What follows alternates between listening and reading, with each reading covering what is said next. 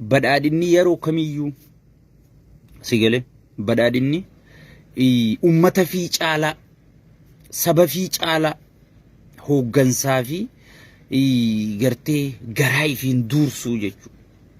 Eenyu faayidaa naa qaba, eenyu na fayyada, eenyu kiyya guutaa osoon hin laalle, eenyurraa ummanni kiyya fayyadama, eenyutu ummata kiyya fayyada, eenyutu ummata kiyya tarkaanfachiisa, karaa kamtu ummata kiyya gartee galma badhaadhinaa san galma dhugaa akka maqaan keenya badhaadhinatti ummata keenya nu wajji badhaadhina godha jechuu irratti iddoo tana hoogganoota keenya qeequun isaanii ni yaadatama jechuudha.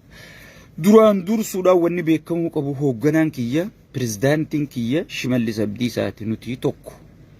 Nuti badhaadhina nu cuftinu wal qeequun yaada adda addaa qabaachuun garaagarummaa uumuu takkallee hin jiru jechuudha. Girroon akkamitti badhaadhinni adda bahee bakka lamatti adda bahee maal ta'e no nuti nuun adda bahee hin jirtu. Nuti hundinuu tokko. Nuti hundinuu badhaadhina. Sigale wal qeeqannee jechuudha. So qeeqinsi eegalame kun sigale qeeqinsi eegalame kun maal fidee dhufe dura dirree dimokiraasii bal'isee jechuudha. Dirree dimokiraasii for first time namni hoogganaa isaa qeeqe, namni hoogganaa isaatiin kararra hin jirtu jee, namni hoogganaa isaatiin ummata keessaamaa jirte jee, namni hoogganaa isaatiin jijjiirama kararraa maysite jee, namni hoogganaa isaatiin ummata hataa jirte jee afaan baafatee itti hime badhaadhinaa deeggartoota badhaadhinaatii fi miseensota badhaadhinaatii jechuudha. Kanarratti dhugumaan paartiin tun paartii dhugaa, paartii dhugaaf qabsooytu, paartii gandaaf yookaan amantiif yookaan naannoof qabsooytu osoo hin ta'in paartii biyyattiin barbaachiftu ta Afrikaa guutuu bakka buutu ta'uu isii kun ragaa guddaadha jechuudha. So kanaan wal qabatee maalitti milkooyne, maalitti milkaa'uu dhabne, maaliin milkaa'uuf yaada qabna jenneeti bakka sadiitti adda baafnee ilaallaa jechuudha. Maalitti milkooyne akkuma beekamu namoonni tokko tokko ijoolleen xiqqoo siyaasaan galteetumaaf osoo jirtu xiqqoo ni jiraami. Hoogganoota kanaaf nu iddoo garaagarummaa jiratti fakkaatte hoogganoota kanatti maxxanuudhaaf, hoogganoota kana jalaa waa butachuuf, waa arraabuudhaaf sigale tokkummaa maarree godha, tokkummaa kana godha jettu hin jiru takka takkaa jiraa jechuudha. Xiqqoo deebii kennuufiin fedha waan akkasiisanii. Keessatti marii godha, keessoon marii godha jechuun humaa rakkoon qabu. Dhaabuma kana jaalachuu tarii kumaati itti yaadduutu akkas taa'ee fa'a sigale. Keessatti dadhabamee waggaa tokkoo fi baatii 5 kadhatamanii waltajjii gartee namni itti balleessite tolchite je'ee irra wal galatoonfatu irra wal qeequ banamuu diddeeti ummataan qabsoon tee kutte, qabsoon tee naggaadee harka galte, gurguramte hayif dhaqqabi jennee himuun taatee jechuudha. Yoo singalin aynoo namarra guddaa niu raawun beeku niun galleefi wanni irra laaltu hin jiru jechuudha. Warri ma keeyso juukun niun galleefi hangam takka keeyso yaalamaa turte, hangam takka keeyso waywaatamaa turte, hangam takka keeyso waan akkanaa dhaaba wanni kana badhaadhinaafillee dawaan qabdu, badhaadhinallee hallayya geessiti, isinillee hallayya isin geessiti, dhaaba ja'amtee hangam takka kadhatamte gartee warri keessa beeku ni beekaa jechuudha. Kun dhugaadha diliin qabu, keessoon fixaddaan diliin qabu jechuudha. Tarii osoo beeku keessoon fixaddaa jira jechuudha. Maal kun maal barbaada? Isaan jalattichi siqeeti xiqqoo waa jala arraabuu barbaada jechuudha. Isaan jala siitu san birallee kabajaan qabdu. So hangas beekuun dirqamaa jechuudha. So kun kanaan osoo jiru maalin milkooyne? Waltajjii duraan banamuu didde. Nuu tana tolchitan, tana kararra keessan, tana kararraa dabsitan jennee waltajjii irratti wal qeeynu bana je'ameeti jalarraa hanga gubbaa kadhatamuu turanii didanii jechuudha. Waltajjii san bansiifnee jechuudha. Kun injifannoodha. Yaa warra dhugaa sheer goote, yaa warra dhugaa laayikii goote, yaa warra fuulan barbaadin, yaa warra aangawootarraa maallaqan barbaadin, ta dhugaa wajji dhaabbatti baga gammadde, ha dhugaa wajji dhaabbate baga gammadde. Kun sheerii kee, laayikii kee, invaayitii keetiin dhufe dubbachuu keenya qofaanii miti jechuudha. Tokkummaa keenya harkisiisu si gale. Ummata keenyarra eektaarri dachii nuun jiru. Ummata keenyarra kondoomineemiin nuun jirtu. Ummata keenyarra aangoon nuun jirtu. Je'ee hoggi namni gaxutaalee dubbatu warri jalaa sheer gootee sagalee ummata keetii taatee beekadhu. Baga gammaddee jechuudha. Waltajjii san bansiifte. Aanarraa, godinarraa, naannoorraa hanga federaalatti irra walgahiin mari'atamu jira jechuudha. Oromiyaa keessa maaltu deemu jira? Namni maadhuma? Hooggansaan rakkoo qaba. Geggeessaan rakkoo qaba. Humna poolisaa keessa rakkoon jirti. Humna tikaa keessa rakkoon jirti. Qorannaan banamte jechuudha. Kana kan nuti barbaannu. Nuti abalu waayichirraa taa'u dabliichirraa ka'uudhaa miti jechuudha. Kaayyoon keenya guddoon. Ummanni qabsoon kararraa mayxe kararratti haa deebitu. Waltajjiin siyaasaa hulaan nu cufamte haa banamtu. Ummanni gartee waltajjiitti wal qeequ, hoogganaa waltajjiitti wal qeequ, waltajjiitti wal galatoonfatu haa harkatu. Milkooyinee jirraa jechuudha. Milkooyinee jirraa jechuudha. Baga gammaddan baga gammannee jechuudha. Dura tanarratti warra dhugaa wajji dhaabbate galatoonfachuun barbaada. Namoota hedduutu adda bahe. Dhugumaan eenyu sabaa qabsaa'u jira. Dhugumaan eenyutu gartee yooniin hoogganoota jarri qeeqoo kana jalattichi je'e aangoo wahinaaf dabalamti. Maallaqni wahinaan dhawame je'eeti eenyutu garteechi maxxanuu barbaada adda baafanni nuti tokko. An pirezidaantiin kiyya Shimallis Abdiisaati. Geggeessaan kiyya Shimallis Abdiisaati. Naafi Shimallis jechuun hoogganaa kiyya anu hoogganamaan garaagarummaan takkan jirtu jechuudha. Ka garaagarummaa as keessa uumee barbaadee distii arraabuu barbaadu hattuun ni qaanoyti yeroo hundaa'u. Yeroo hunda namni kabajaa qabu nama dhugaati. Dhugaan si hima. Yeroo hunda namni kabajaa qabu nama dhugaati jechuudha. Nama dhugaa wajji dhaabbatu. Baga gammaddan baga waliin gammanne jechuudha.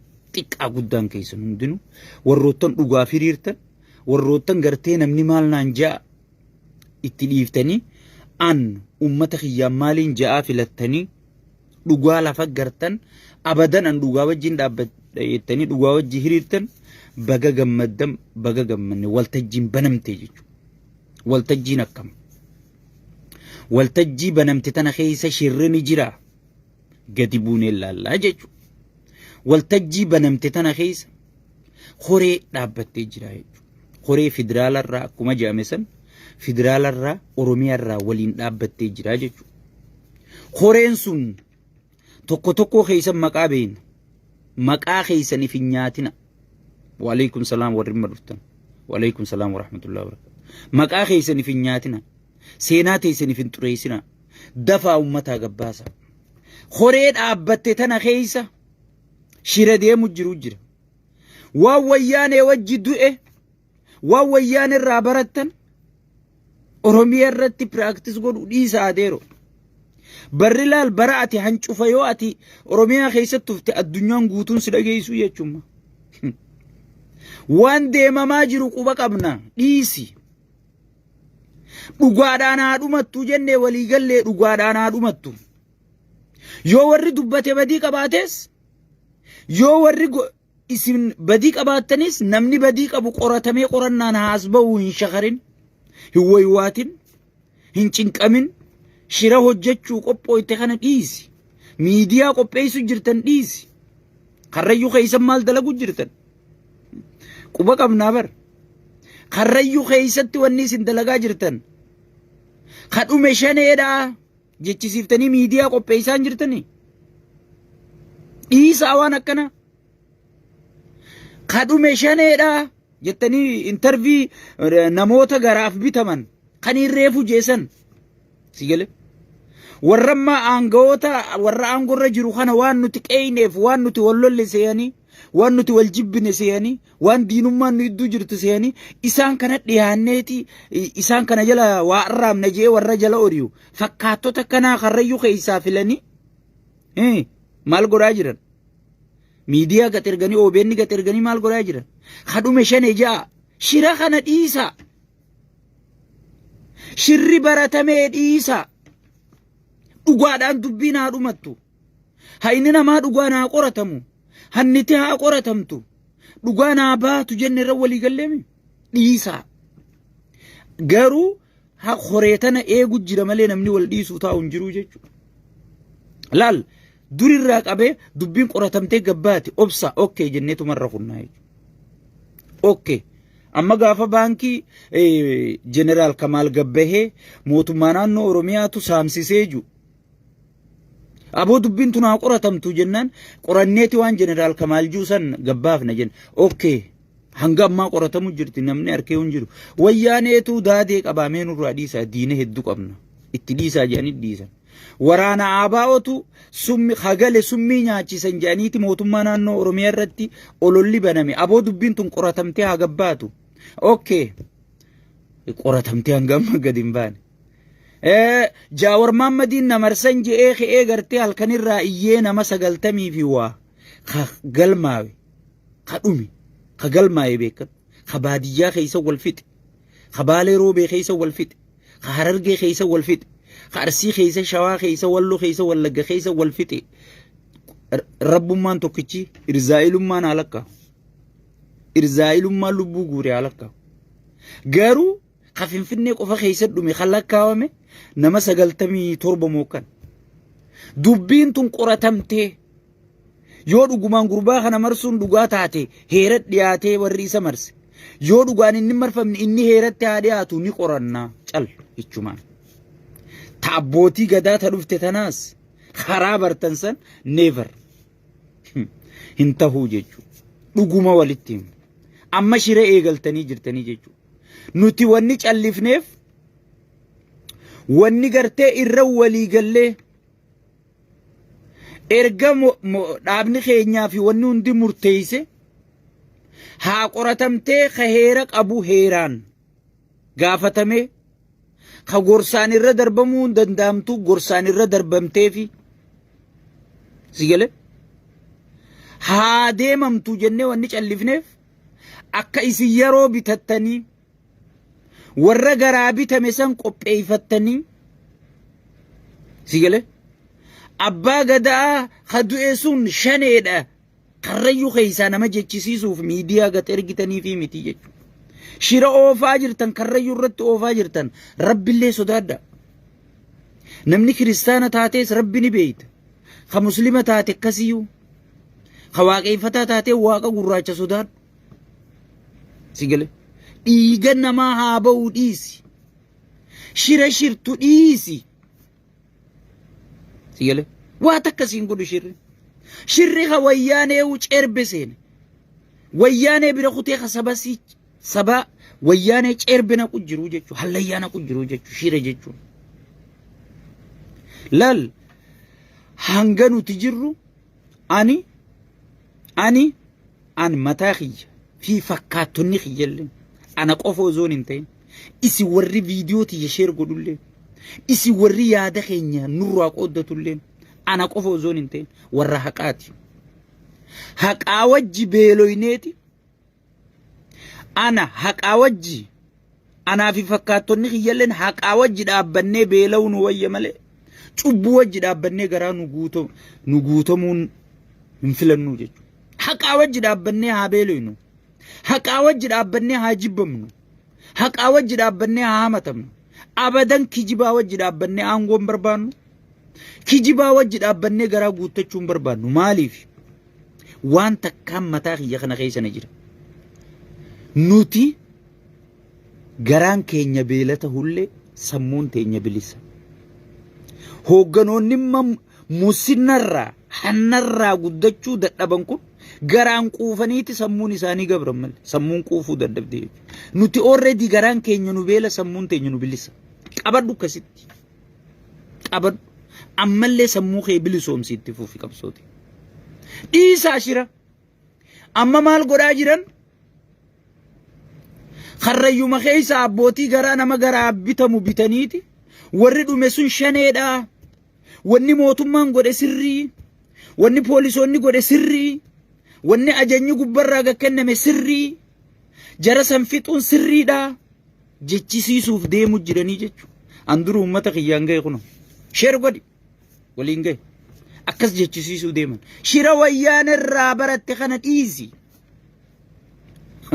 eega dhugaa qabaatte maaltu si battisiise eega dhugaa bayii miidiyaaf baaftu kana hongee booranaa saniin hin gargaartu hongee baaleetiin hin gargaartu miliyoona meeqa kan kijibarra dhangalaaftu kana ummata karrayyuu beelawaa jiruun hin gargaartu irraa gaafatamtaa jechuudha rabbittillee nuti wanni gartee callifneef koreen filatamte dambii ittiin bulmaata dhaabaa kan duraan ni cabsitanii gabbaatanii miidiyaa irratti dubbattan jettan kanallee kabajuudhaaf zig jennee dhaabbanne eega koreen filamte waltajjiin marii eega baname wanni hundinuu heeraani galmi keenya badhaadhina waan ta'eef dhaabni keenya badhaadhina waan ta'eef ni dhumatti jennee usnee jechuudha.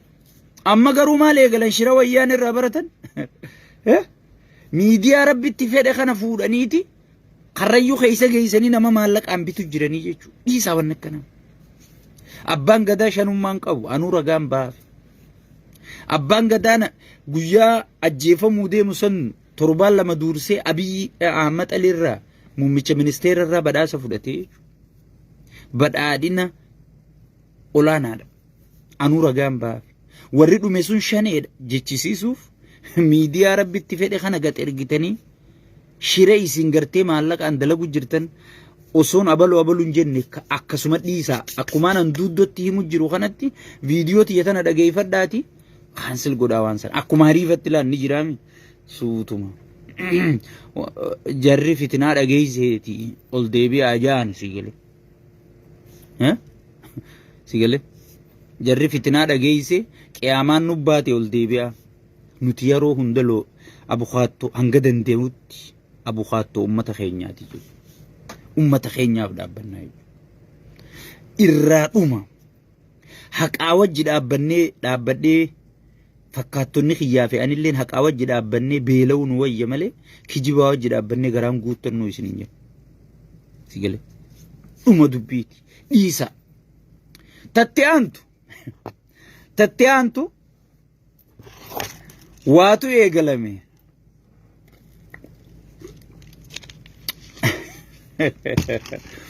ajanduma kanaawu hafide ajandaa harargeetii wanni kana jedhamuus hin jirtu obboleeyyan kiyya hiriyoottan kiyya warri ollaa kiyya buraayyuu keenya laga xaafoon teenya laga daadhiin keenya takkaa laga xaafoo kanaahu anuu dhaqeen beeku laga daadhii takkaa dhaqeen beeku sulultaa takkaa dhaqeen beeku sigale takkaa dhaqeen beeku finfinnee takkaa dhaqeen beeku jechuudha garuu gammoojjii teenya sanitti gammoojjii teenya tadakaa gaara mul'ataatiin gad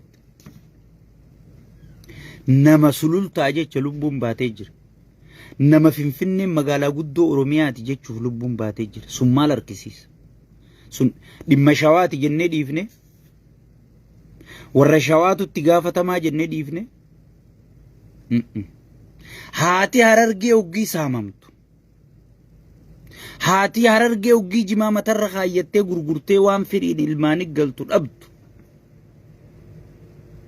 kaan gurra jiru nu himaalii fi harargee wajjinu duultanii warri isiniin jiru diina oromooti kanan fudhannu yoo shawaan tuqame harargee keessaa dhukkubsachuu qaba yoo wallagga tuqame walloo keessaa dhukkubsachuu qaba end story hattoonni maali jijjiiru jiran keessattuu doktaran gaasan kabajamoo miseensi paarlamaa fa gabbahee wanni inni waan kana dubbateef harargeedha dubbiin dubbii harargeetii harargummaa oofuu barbaadanii jechuudha. Harargeen barkan sulultaa gatii kafalteef kan laga xaafoo laga daadhiif gatii kafalteef oromummaa fi bar nuti tokko ta'uudha argisiisaa bar garuu ijoolleen shawaa kana ni fudhatti hattootarra shawaan tiyya na caalaa dammaytuudha na caalaa beeytuudha hattuu wajjin hiriirtu haadha jimaa miskiintitti irratti hattuu wajjin duultu haadha miskiintitti simmintoo gurgurattu irratti hattuu wajjin dhaabbattu shawaan tiyya tana akkaan du'atiyya beekutti hin beeku maal godhu jiran isaan ajandaan kun ajandaa harargeetii sigale ajandaan kun ajandaa harargeeti malee ajandaa keessanii miti nuti haangorra jiru isinii isin qaama keessan irra duultanii if dhooytanii jeni shawaan naa hati jee hattuun gandan qabdu duraan isiniin jenne shawaan naa hati jee isin filanne harargeen naa hati jee isin filanne wallo wallagga naa hati jee isin filanne arsiin naa hati jee isin filanne si mataa keetiitu itti gaafatama never arrabar ilmaan shawaatii barka qalamaa jiru shaneen ati ijaarte shanee jechuun tun maali dura mee tadhumaatiitti hin deebi'a shanee jechuun waan gartee namni hundi hafuuratti baafatu amaarrinis amma abbaa torbee kanarra guddaa warri keessa beeku amaaraas hin jedhu ijoollee amaaraatu beeytota oromoo fixu jira jansi jala abbaa torbeeti jeetuma beekaa oromoo wallagga keessatti injiinara ganaa argamuu hin dandeenye doktara argamuu hin dandeenye deeggaraa mootummaati jeetuma jallaal amaarrini beekaami oromoo keessa barate oromoo keessa guddate oromoo keessatti as ga'e afaan oromoo beeka aadaa oromoo beekaami oromoo tana matarra dhawa jallaan mataa oromoon qabdu kan wallaggaa tana keessatti amaarrinis oggii oromoo balleessuu barbaade maqaa shanee kana fayyadameeti anaabaa hojii dhufee sijjeessaa jechuudha. mootummaa keessaa oggii namni dura dhaabbannaa harkisiise shanee ajjeese yaniituma maqaa shanee kanaan kuchiisanii jechuudha. Even warri gumuusilleen dhufeeti nama keenya fixee buqqisee shanee godhee siin jedha. Shaneen bakka maqaa oromoon ittiin dhumtu ta'ee jechuudha. Malee dhaabaa miti kun. Dhaabaa miti. Silaa osoo hooggantoonni imma aangorra jiran kun kan shawaa bichaa bakka bu'an taate shawaan nagaa hirkata.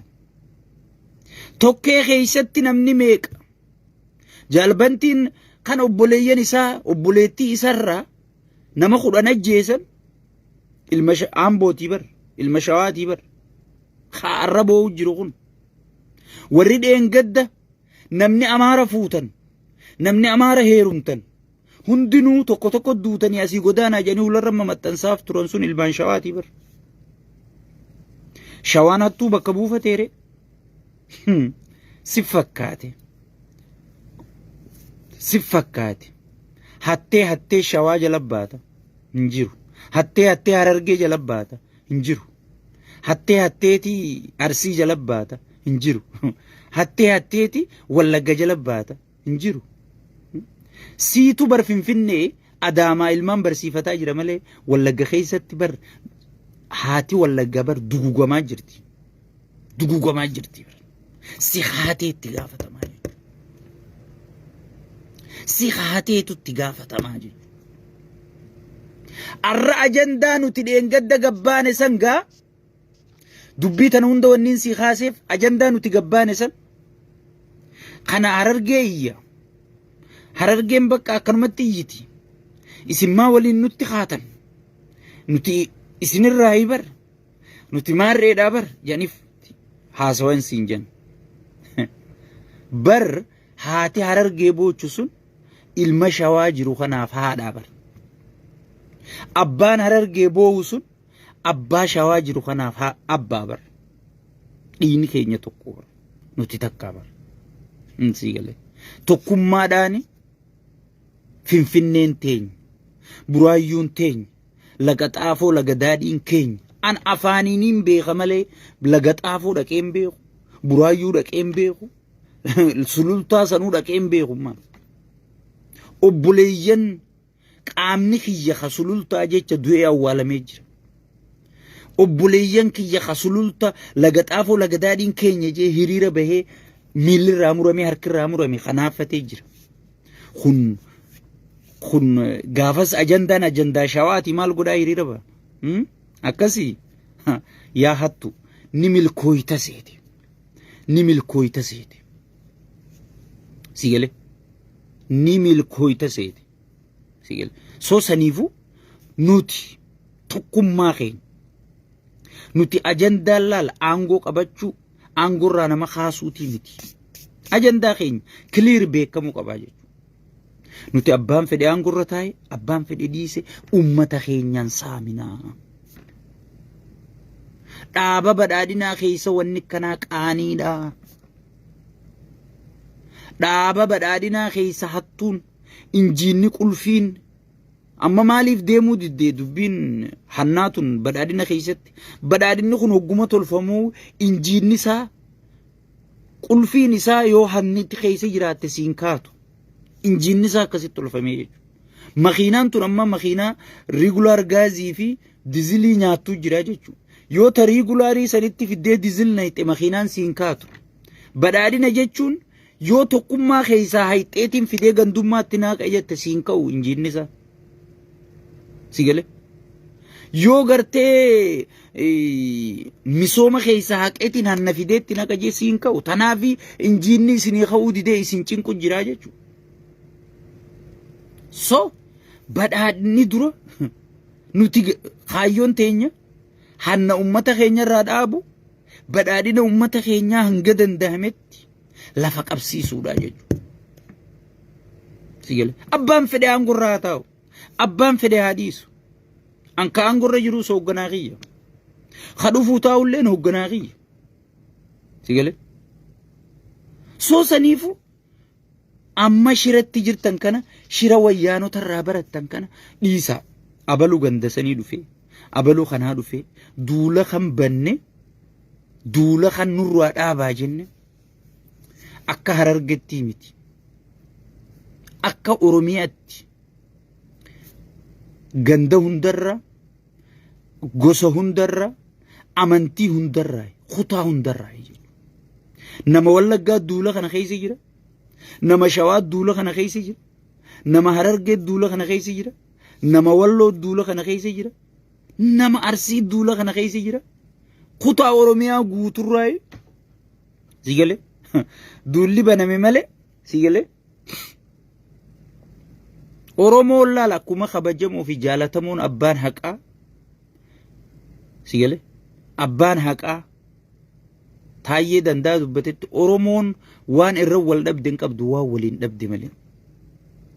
Soo saniifuu dhimma hattummaa fuutanii hattanii gandatti nuti keeysanii maanirra duultanii nuti keeysan jara jettu kana bararra shaniin fixaa jirti bara.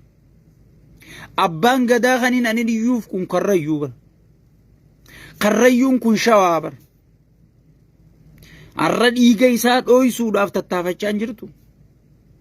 Maal Shawaa gootere? Yoo dhimmi jimaa dhimma ajandaa Harargee ta'e dhimma abbaa gadaa kaniin dubbachuu jiru kun karrayyuu kun eeysa Shawaa bara. Soo saniifuu akkuma qaceelfamni kaa'ame sanitti akkuma kabajamoo muumichi keenya qaceelfama kaa'anitti itti gaafatamummaan jiraachuu qabdi. Hoogganaan tokko yoo bulchiinsarra nama kana ajjeesu taate bulchiinsa itti nama ajjeese kanarraa kaafame yoo bakka biroo geeffame wanni inni irraa baratu hin jiru jechuudha. Itti gaafatamummaa yoo jiraatte garuu namni ummataaf kabajaa kennu qaba. Yeroo hunda nuti numa dubbanna mootummaa sodaatamaa osoo hin taane mootummaa jaalatamaa. Sigale. Mootummaa sodaatamaa osoo hin taane mootummaa jaalatamaa. Sigale. San barbaannaa. Arra gartee hireen Itoophiyaa bulchuu, biyya san bulchuu, ilma Oromoo harka kuftee. Memma dhugaa dubbachuudhaaf Affaar akkamitti abbichuu bira dhaabbatte. Kabajamoo pirezidaantiin naannoo Affaarii obbo Awwal Arbaa